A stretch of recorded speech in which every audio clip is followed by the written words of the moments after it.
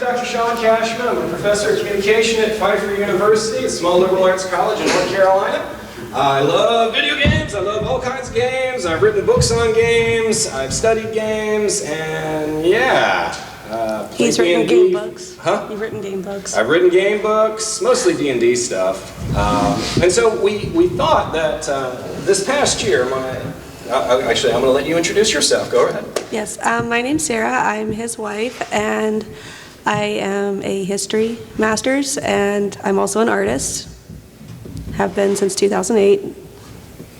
That's it. And you play lots of games too. Yes. Well, for the past year, both of us have been co-DMing a Dungeons and Dragons game. And we have been messing with our players. A lot. A lot.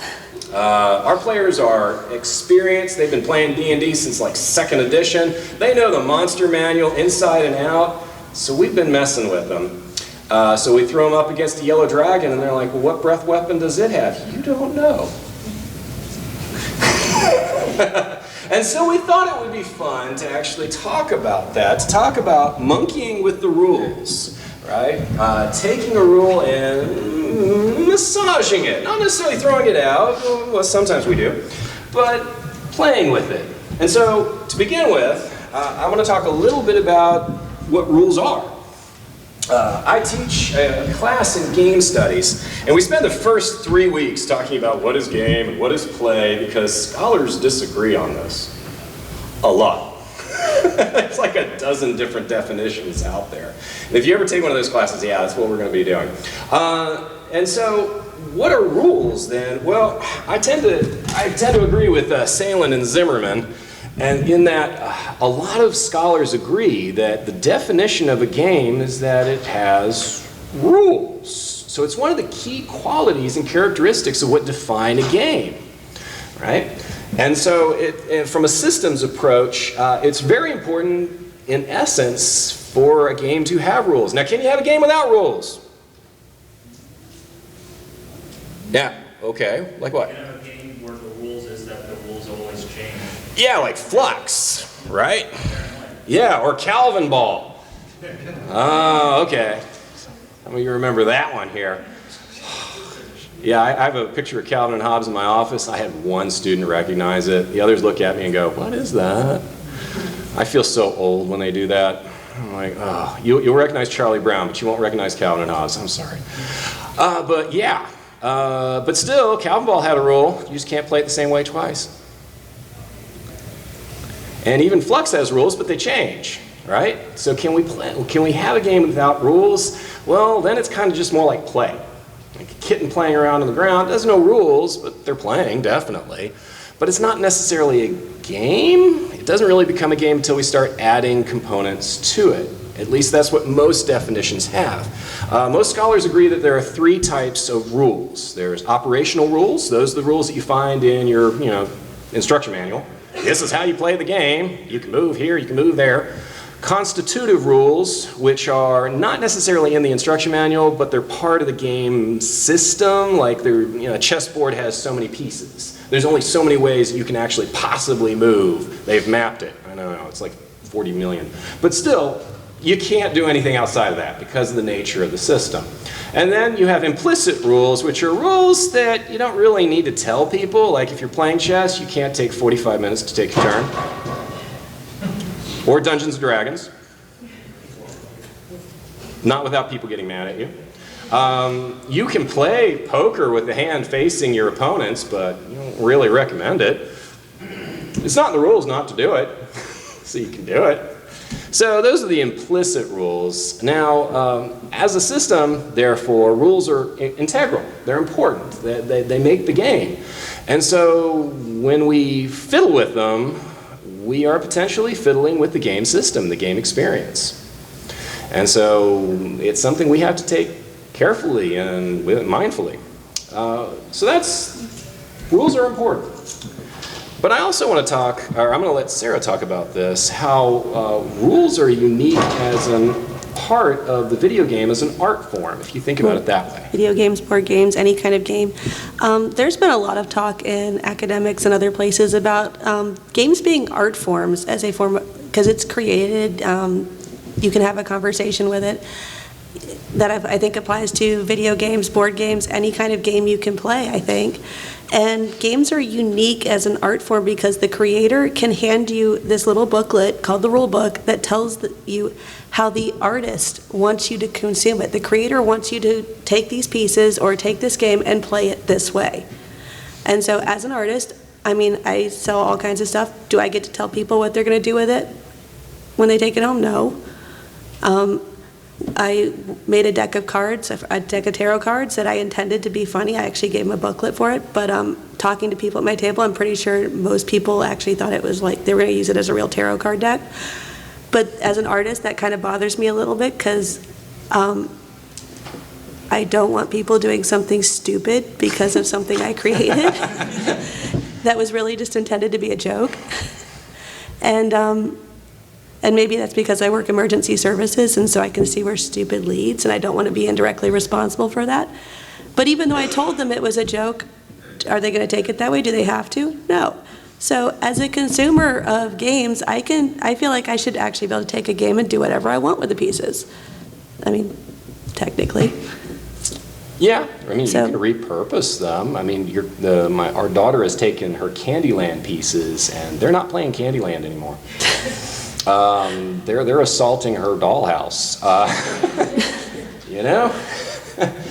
But at the same time, it does bear a question. As an artist, does that upset you? So if we think about video games that are, you know, shall we say, system-based, people log on to them, like Ragnarok Online or any of those MMOs, and then somebody starts fiddling with that game. How does that? Well, I mean, I think with group games, that's where you get into the social contract aspect of it because you're playing with other people. I mean, if you were playing a single-player first-person shooter game, you can mod it all you want, make the enemies look like whatever you want, and does it really bother anybody? No. And that leads to like the third characteristic that we're talking about here in terms of rules, and that's that games rules are a social contract. When we play with other people, these are the guidelines we agree to play with when we sit down at the table and we're going to play together. And so when we violate those, when we break those, it's one of those things where we almost have to agree that we're going to be doing that and know where those boundaries are. Okay, how far can we push this? So I created my own D&D character. It's based on, I don't know, gosh, Kylo Ren.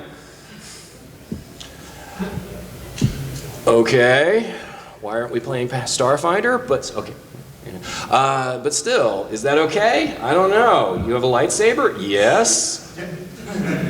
Is that a really good weapon for a first level character? Is that going to unbalance the game for everyone else? Yeah, it begs some questions. All right. Okay, so another little game here. Does anybody have an energy drink? I have a can. You have an empty one? What? You have an empty one? No, I'm sure there's energy drink can. Oh, you have an energy drink can? Well, it's empty then. Well, yes, I drank it this morning. Oh, then that works too. That counts. That counts. Okay. You're just cleaning up here. So your friend here can get one, right? Rule lawyer, rule monkey. Monkey, come on up and get one. We started the panel. I'm not allowed to move the recording. All right. So let's talk about the perspectives. When we talk about rule monkeying, how do people often feel about rules? And so I've identified three here that we can talk about, and I think they're kind of on a spectrum. On one hand, you have the individuals that feel that the rules are guidelines more than actual rules, that they're great, they're wonderful, but we're going to play. It's more about fun. It's more about fun. Yeah. Then you have the rule lawyers on the other side, that games are sacred texts. Do not violate the rules. I'm sorry, no, it says here in the rules you can't do that. I tell you one thing, that's the one thing that really kills a D&D game faster is when somebody's sitting there trying to determine the rules for something. They will go through the book thoroughly, in detail sometimes, to find that one rule that rules them all, right? or that justifies whatever it is you can do or you can't do. And then you have the kind of the people in the middle that I think see rules as guidelines, true, but it's also, the focus isn't just fun, it's also about balance. And a real good question that you have to ask then when monkeying with the rules is, are we delving into the realm of cheating? So what is cheating? Breaking the rules. What is rule monkeying? Breaking the rules. Crap. Are we cheating? That's a good question. See, as a consumer of the game, I can change the rules if I want. You can, yeah, but can I play Kylo Ren?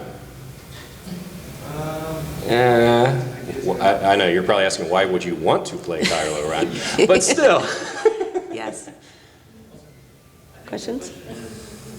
Oh, we do have a question? All right, yeah, quick question. I was just going to say, like, I also think breaking the rule, or cheating doesn't necessarily have to be breaking the rules. I think it could also be manipulating. Ooh. Like in a specific way, you know, like if there's a rule that you find a technical loophole for, say you have a character and their backstory is supposed to be that they come from this family and stuff like that and they have some amount of money for it anyway, but in the character creator it says you start out with this and this and this and this. You know, they might say, because I come from this family, I have this amount of money. Yeah. But also, I get this extra amount of money because of the character creator and stuff like that. Min-maxing to the extreme. Yeah. Or Well, that too. that was fun. All right, I'll move it back further. I'm a loud voice here. Any rules. They just kind of manipulated them in Yeah. a boring way. Yeah. Yeah, I mean, and rule monkeying can involve that as well, right? Yeah, quick question. You mentioned earlier about online games. Yeah. I think context of the people who make the game and run the game either creating the rules in a way where they're just not doing it for people, or deliberately changing things because things are not to what they wanted to be. Right. Like those online service games where they're like, it's too easy, you're not going to the store often. Yeah, and that is a good question and brings up a good point about the rules the game creators make in terms of whether or not they're fair, in terms of whether or not they work. It might be within the game system, but is this really how the game was intended to be played?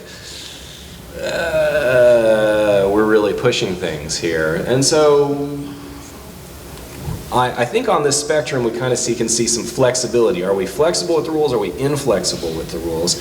And we should not dismiss the rule lawyers at all because, I mean, after all, if we don't have those rules, then we have chaos. You know? So we need to, whether they're rules for Monopoly or, you know, driving rules. Oh, you can go 5 miles over the speed limit. Police won't pull you, right? I did not recommend you do that. I do not recommend you do that. Right? Okay. Anything else you wanted to say about this one? I had something, but I forgot it. Okay. Okay. Let's see. All right. Another little game here. If you look on your badge, you'll notice that they got some. Oh, they changed it. Oh, no, there they are. They got some numbers on the back. Who here has the most 7s on their badge? Anyone have more than one? We got 2? Who's got 2? 3? You got 3? Oh my goodness. Really? Are you checking? Ooh, that's actually, this man is a genius. What? Oh, 1 in the barcode. All right, we'll give it to you here. Rule monkey or rule lawyer? Come on up and get one. All right. But the smart man. All right, so, okay, so if we're going to say rule monkeying is maybe okay, what are the different ways that we can monkey with the rules? And we've come up with a couple of different types, and certainly you guys probably might have a few more that we can maybe recommend. One thing that you can do is add to the rules. For instance, the Nutlocks challenge in Pokemon. Nuzlocke challenge. Nuzlocke challenge, sorry, I said it wrong. That my son loves to play because he plays through all the games, and he's like, now I'm going to go back and do it, but you can only do this. Is that in the actual rules? No. They're just added to add an additional challenge for him. I mean, what is the Nuzlocke challenge? Just kind of, for those of us here who do not play Pokemon. They vary. I know they've played ones where it's like you have to catch the first Pokemon on each route, and that's part of your team. Like that's all you can play with. Or if they die, you can't revive them. You gotta, So you can play with. Release them? Yeah. Or you have to release them? You have to release them, put them in a marked box. Yeah, 3 box. And there's nothing in the instruction manual that says you have to do that, but you can certainly add to it, right? And we've been, like I said, we've been playing a D&D game, and so we've been adding all sorts of fun things to our game here. We had a gladiatorial challenge. Our players looked at us when we said, we're going to have a gladiatorial combat, and their faces just fell. I said, fine. Yeah, because doesn't that sound tedious? That sounds so tedious. And yeah, they're right. I mean, long combat can take forever, and it's not as bad in 5th edition as it was in 4th. Like that was a mix of homebrew and adding to the rules, because we ended up turning it into a role-playing / skill challenge with some combat. So not only did they have to hit, but they had to do it with flair. Or the hit didn't count, and because you didn't get points for it then, and the audience threw things at you. Yep. So yeah, you still did damage, but the audience isn't happy. You don't get points.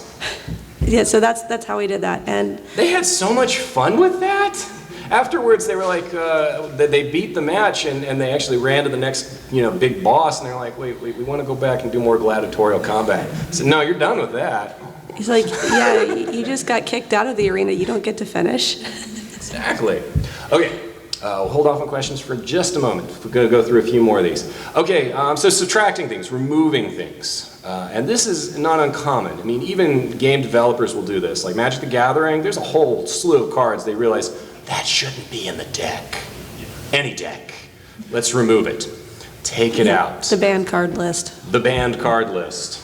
Mechanics that just never return. Like Phyrexian mana should never have been a thing. Yeah, I mean, just things that are like, no. Well, let's just take this one out. Or there are certain classes that are banned, in Dungeons and Dragons. Or should be. Or should be,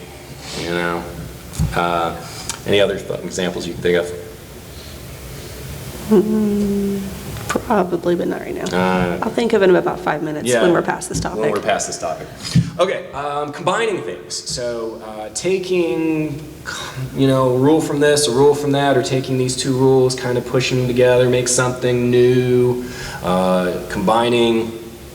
And of course you can, we're talking about monkey with the rules in terms of not just Dungeons and Dragons, which really encourages it, but also card games, board games, and so on and so forth. Well, actually, if you go back to that example for the gladiatorial arena where we were adding rules, I actually borrowed a lot of conceptual rules and mechanics from Sentinels of the Multiverse, if you've ever played that. So we had changing environment, illusion-based, because it's D&D, we have magic. So there were environmental effects. So there was a round where the environment did something to you. Yeah, and then there was a space, meteors that hit them. Yeah, so I mean, like, I based it off of that in a little bit of way. So that was where I took rules from Sentinels of the Multiverse and mechanics from that and added it to Dungeons and Dragons. Probably not something they ever intended. And so sometimes it's fun to mix and match, and mix things up. And certainly, when we talk about monkeying with the rules, we have to mention, just simple house rules, basic rules that you might say. So what do you actually do with free parking in Monopoly? Nothing. Anybody know what the rules actually say? It's just free parking, you don't do anything. Yeah, it's nothing. It's nothing. Literally nothing. But who actually plays that way? Yeah, I know. None of us actually play that. Well, I was always taught throw money into it. With Uno, the draw 4 wild is only able to be played if it's the last card in your hand or something like that. Something insane that nobody ever reads. Really? And of course, we often play games badly, and we miss rules, Yeah, I did a panel last year about that, how we never play according to the rules, because half the time we're taught by somebody else who doesn't know them really well either. Yeah. So we just make it up. I mean, when I played the original Dungeons & Dragons 2nd edition, THACO. All right, I'll do this as a quiz here. You get a contest. Can anybody tell me what THACO stands for? Saw a hand way in the back first. To hit armor class 0. To hit armor class 0.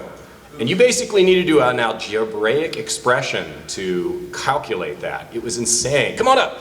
Rule lawyer or rule monkey? Monkey. All right, come get a rule monkey. Yeah, it's one of those weird things where you wanted your armor class to be super low, like in the negatives. That's counterintuitive. Yeah, it really didn't make a whole lot of sense. It was kind of cool when you figured it out, and I can still do it if you really push me. But for the most part, when I first started playing, I just roll the dice and go, yeah, you hit. I had no idea. It's like, this is challenging, so it's going to take something over a 15 to hit. That sounds about right. Yeah, that sounds about right. There you go. And then, of course, in the video game world, we got to talk a little bit about mods and modding, because those are definitely monkeying with rules. And of course, as we talked before, as a social contract, when you're playing the game by yourself, modding's perfectly fine. If you want all your enemies to look like Barney, great. If you want to make them look like Justin Bieber, have fun shooting Justin Bieber, right? But Yeah, when you get in the multiplayer games, it gets questionable.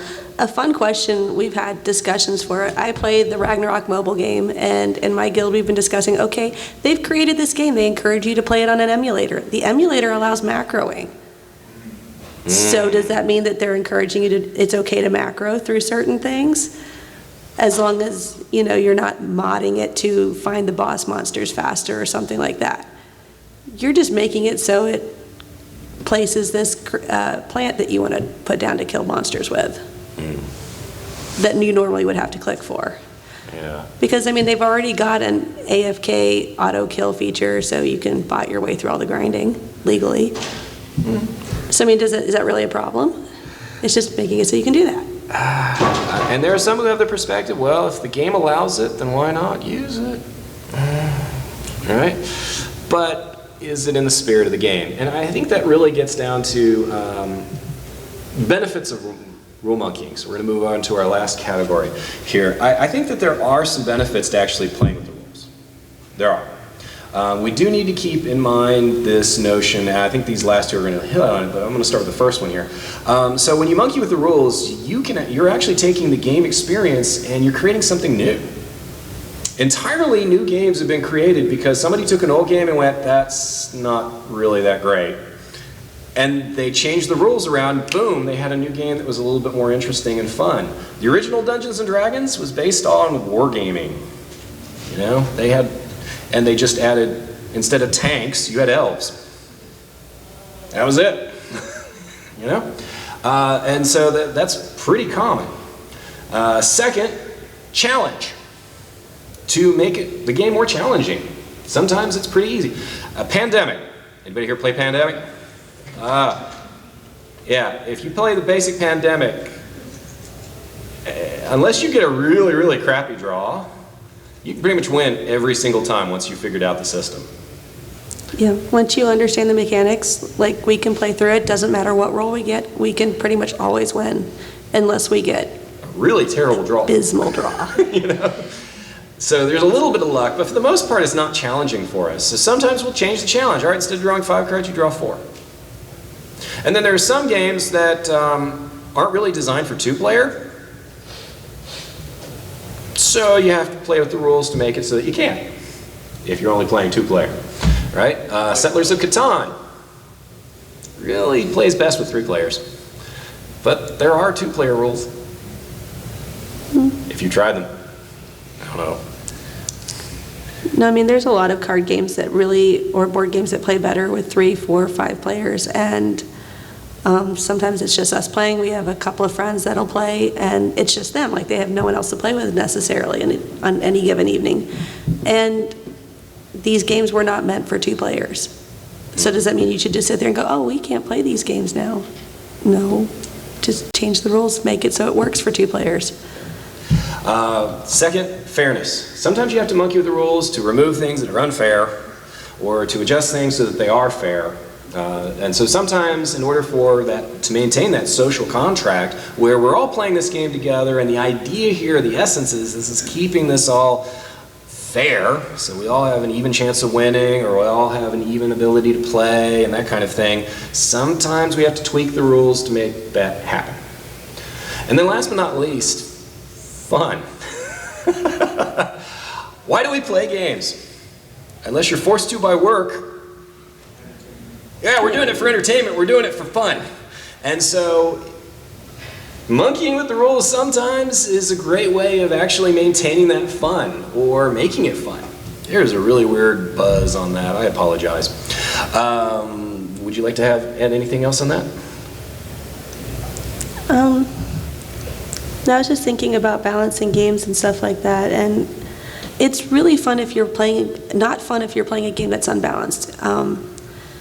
Something I've noticed, like we play a lot of the Betrayal games, or Betrayal at Baldur's Gate, Betrayal at House on the Hill, and one thing I've noticed is when you get to the Betrayal, it is almost always unbalanced for one side or the other. It's not always the same side. But once you get it and you read your instructions, you're like, There's no way to win this. Sorry. Okay, you win. And then usually, yeah, the other person comes in and wins, or vice versa. Yeah. And at that point, it becomes not as fun because it's not even a challenge. It's just there's not you can't do this effectively and have a chance of winning. Yes. I would say that as a person who plays a lot of Betrayal, I agree with that. But at the same time, those unbalanced moments make the desire to say, "Screw you! I'm going to win." The game's more fun. I remember the one where we got. The players had 0 chance, and we still won because we managed to figure out how to do so. So, Sometimes. balanced games can be fun, but unbalanced games can also be fun. Yeah. And maybe you want to tweak the rules so that they are a little bit more unbalanced and challenging, you know? Point of order, if you have to do 5 tests and there are only 2 players that aren't in the haunt, that's an impossible task. Yeah. Yeah. Yeah. And so, and then that kind of just takes away the fun, you know? And in the end, I think that's what really games are about. At their heart is their entertainment, their fun. Yes, we can use games seriously, and there's those serious panels out there, and therapy panels that are going on right now, I think, on how we can use games to help people. And I think those are great things too. But where's the fun? And so I think that monkeying with the rules can actually improve the fun. Can they mess it up? Yes, as well. So you have to be careful with it because it is a system, it is a contract, it is part of the game mechanics, it's part of the game rules. So if you're going to play a multiplayer game and you're going to monkey with the rules, my best recommendation is to make sure that all players are aware where the boundaries are and that you are going to be doing it. We told our D&D players, by the way, we're going to be adding some new things in here so that they weren't too terribly surprised. Although I really loved it with the one time one of our players rolled a botch, they rolled a 1. And so when that happens, usually something bad happens. There's nothing in the rules really, I think, about that, but... No, nothing official. Nothing official, but we tend to play that way. And so I looked at him and said, all right, hold that, I'm gonna come back to it. And he goes, you can't do that, you gotta use it now. No. Something bad's going to happen, but not now. Yeah, we had to wait till the enemy turn. That was great. He actually liked what I did. I ended up having the monster use him as a mallet, but I didn't play it right then. Used it for later. Yeah, on the monster's turn when he got grappled and thrown at another player. It was fun. It was Yes. fun. Yeah, there was one time I was playing a D&D session at my school, and one of my friends rolled a 1, and I was the DM, and he was trying to throw a hatchet at a monster. And I was like, all right, you throw the hatchet. What happens is that a centimeter from the monster's face, a portal in space-time opens up, and the hatchet flies into it, and it disappears forever. And every time for the rest of the session, whenever someone rolled a 1, the hatchet would come back. it would open up another portal in space-time, and something bad would happen. Like it would hit like something on the ceiling and knock it down into the battlefield or something like that, and then it would just disappear again. Meanwhile, Rick from Rick and Morty's on the other side. This will really mess with him. Oh, yeah. Okay, let's see. Okay, well, that kind of wraps up our panel. We're kind of at the end here. So I want to thank you all for coming and for joining us. We'll stick around for a few minutes here. If you want to have questions, comments, rude gestures, we're open. If you wanted to talk a little bit about that. And nobody's walked in yet, so I think let's just pretend and go a little further. Anybody else? Any other questions? I like to add a system into my D&D games to promote good role play. Yeah. If somebody, really impresses me with their role play, I'll give them a role play point. Yeah. And then later, or before sessions or after sessions, they can exchange a certain number of those for ranking a skill.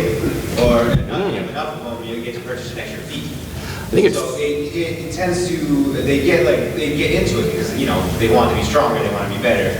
And it doesn't unbalance the game too much, and I'm ready for it because I know they're going to be a little bit stronger than the basic. The basic 5th level character. They got a couple extra feats, maybe a couple extra skill ranks. I'm ready for it, and it works out. Yeah, it's kind of like the inspiration points. I think in 5th edition is something they added. I don't know. We don't play with them. Yeah. Go ahead. I think a really cool point that I think I've noticed throughout the whole thing is the idea of using rule monkeying for balance reasons. Like that seems to be a very consistent thing, whether it be D&D. I play very, very infrequently, so the people I play with know little to nothing about it, so they play very vanilla. They don't restrict anything because they're like, I don't know what I can and can't do. Yeah. It's the idea of you can do anything, but if you go too crazy, then we'll start adding more rules to sort of control you a little bit. But I think that's really neat about D&D is that they kind of give you a huge plethora of food after you want. Yeah. And then also the idea of a lot of fighting games, like for example Smash Brothers. They can have built-in handicaps into the game that make it harder, easier for certain players. So if you have someone who plays all the time, you can make it harder for them, and who doesn't really play, will have an easier time. So it's exactly that balancing. But Yeah, it's helpful. I mean, after all, do you let a new player retake a turn or change something they messed up on? If you're playing a kid in chess, do you let them do over? I tend not to. I'm cruel. My kids will tell you, when I play to win. They have to beat me legitimately. I don't pull punches. But yeah, no, I have this quote up here from Gary Gygax, who is one of the developers of D&D. It's the spirit of the game, not the letter of the rules, which is important. And so I think D&D really lends itself well to that kind of play, in terms of, well, it's in the book, but I like this better. I want to do this. Yeah. If it's fun, do it. Yeah, that's usually how my kind of D&D sessions go. Is like, if a player can think of an idea that's just stupid enough to get me to laugh that I haven't thought of before. Like, I'd never heard of the peasant rail cannon before. And someone brought that up, and I was like, explain to me what this is. And if it's stupid enough, and you explain it well enough, we'll try. Why not? Yeah, and I was Those like, poor why peasants. not? This can't possibly end well for the story purposes, but I love it. So yeah. Well, thank you all. Thanks.